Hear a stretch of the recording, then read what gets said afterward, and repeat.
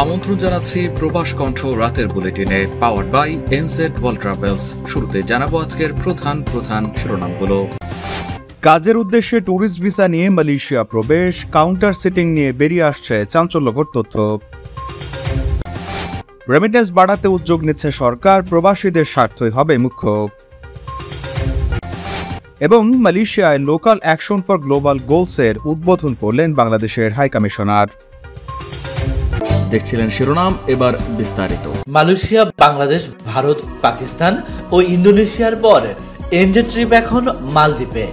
এক পোর্টালেই ভিন্ন ভিন্ন কারেন্সিতে বিমান টিকিটের সুবিধা দিচ্ছে এনজেড ট্রিপ। বিমান টিকিটের একটি বিশ্বস্ত প্রতিষ্ঠান। কুয়ালালামপুর আন্তর্জাতিক বিমানবন্দরে কাউন্টার সিটিং সিন্ডিকেটের একটি প্রধান কারণ হিসেবে বিদেশিদের দ্বারা ট্যুরিস্ট ভিসা অপব্যবহারকে চিহ্নিত করা হয়েছে।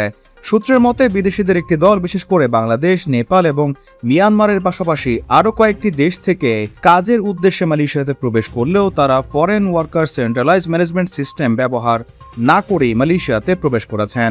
তিনি আরও বলেন, বিদেশিদের দল অবৈধভাবে প্রবেশ ও কাজ করার জন্য এই ট্যুরিস্ট ভিসার অপব্যবহার করেছে। অবৈধভাবে কাজ করার লক্ষ্যে ট্যুরিস্ট ভিসার অপব্যবহার খুব ব্যাপকভাবে চিহ্নিত করা হয়েছে। বিদেশিদের জন্য মালয়েশিয়াতে প্রবেশ এবং কাজ করার সুযোগ উন্মুক্ত করেছে এই অপব্যবহার।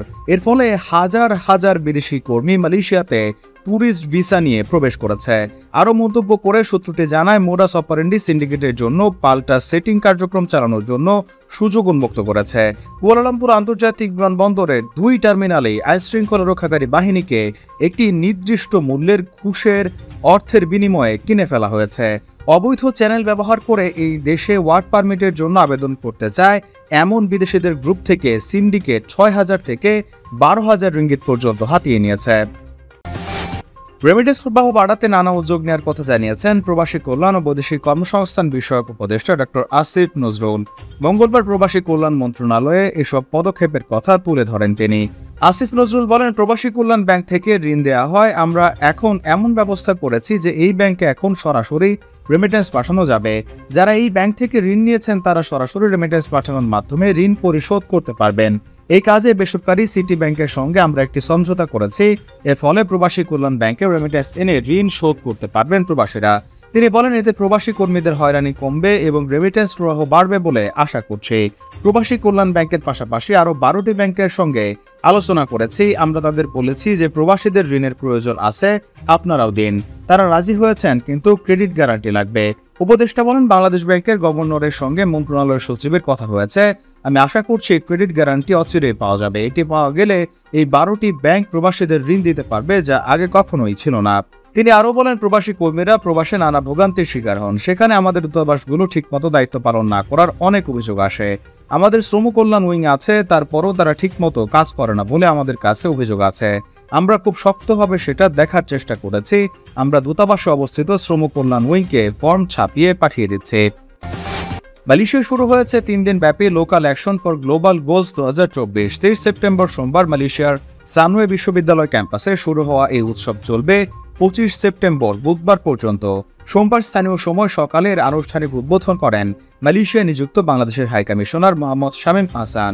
জাতিসংঘের টেকসই উন্নয়ন প্রচারে বর্তমানে বিশ্বব্যাপী যে সকল চ্যালেঞ্জসমূহ বিদ্যমান সেগুলো সমাধান করে স্থানীয় পদক্ষেপ গ্রহণ, যথার্থ কর্ম প্রণয়ন এবং বাস্তবায়নের লক্ষ্যে এই উৎসবটি আয়োজন করা হয়েছে। এতে সানওয়ে বিশ্ববিদ্যালয়ের শিক্ষক, শিক্ষার্থী ছাড়াও সমাজসেবী সংগঠন, সাংস্কৃতিক সংগঠন, ব্যবসায়ী নেতারাও অংশগ্রহণ করেন।